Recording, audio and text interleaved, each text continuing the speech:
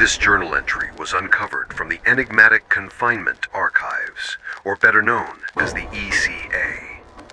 What you are about to hear is the unaltered account, one of many that speak of the unexplained according to the incomprehension of the public.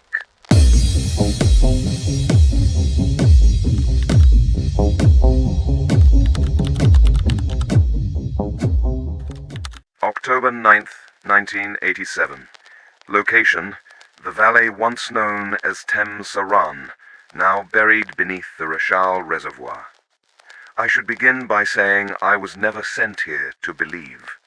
My task was simple: document the structural integrity of the dam, note water seepage patterns, and record any seismic irregularities along the southern ridge, nothing more. But after 2 nights in the valley, belief stopped being a matter of choice. The first change came in the air itself, a faint hum like pressure against the eardrums, the kind of sound that isn't quite heard, it's felt inside the bones. At first I thought it was the turbines, but the vibration came from below the reservoir floor, not above. I checked the hydrophones. Each channel registered a rhythm, almost too deliberate to be natural. 7 pulses, a pause, then 3, repeating endlessly. When I compared the pattern with ancient flood records, I realized something unnerving. The same intervals were marked in the writings of an Akkadian tablet stored in the Istanbul archives, a description of the voices beneath the river who speak in the breath between storms. I told myself it was coincidence, echoes, machinery. But that night, as I reviewed my notes, the light in my cabin dimmed to a faint amber glow. Then, silence. The hum had stopped. For the first time in days, the reservoir was utterly still. And then, as if the quiet itself inhaled, a whisper rose through the floorboards. It was not in a language I know, yet I understood its rhythm, a low, murmuring cadence, almost mournful, as though the valley were reciting its own memory. When the turbines came back online, I wrote down everything I could recall. The watchers sleep beneath the flood. Their eyes were once the stars. The words made no sense, yet my hand wrote them as though guided. I decided to visit the lowest maintenance tunnel the next morning. Access was restricted, but curiosity outranked protocol. The concrete walls were sweating, the air damp with iron and old moss. Halfway through, the lights flickered, and for a moment, just a breath, I saw shapes moving within the water running along the trench. Not fish, not debris, shapes that bent light as if their bodies were made of current and shadow combined. They lingered there, motionless, observing me. The hum returned, deeper this time, vibrating through the railings and into my chest. I wanted to run, but something in that sound felt ancient, not threatening, just awake. By the time I surfaced, dawn had already broken. The waterline shimmered gold, calm and unbroken. I checked the recordings again, all blank. Every channel wiped clean except for one faint residue tone. I isolated the frequency and increased the gain. Underneath the static, a single voice formed, bold, layered, resonant. It said, or seemed to say, "Return what you have taken." I didn't sleep that night.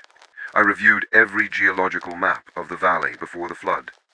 There had been no settlements marked beneath this reservoir, no ruins, no tombs, and yet in an 1854 survey sketch I found a note scribbled by the original cartographer. Local tribes avoid this basin. They call it the Basin of the Unclosed Eyes.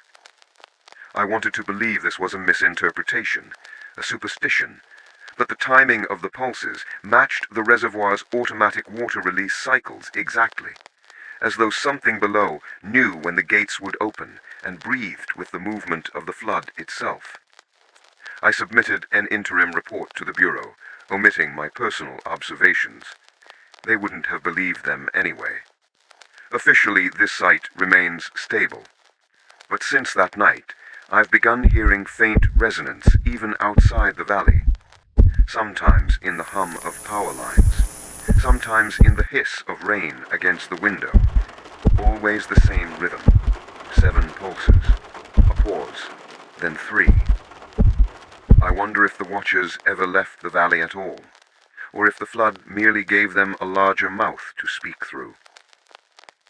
Last night, while cataloging my notes, I placed the hydrophone sample into spectral analysis.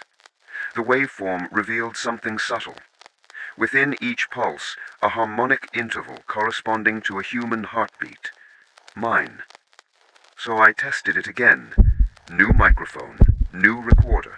Still the same pattern, as if the water itself has memorized me. I no longer think of the whispers as voices. They feel more like thoughts that never reached the surface. Echoes of those who once stood here, drowned beneath their own warnings, waiting for someone foolish enough to listen again.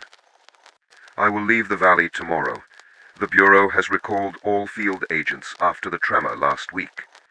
But even as I prepare to leave, I sense that leaving isn't possible. Not truly.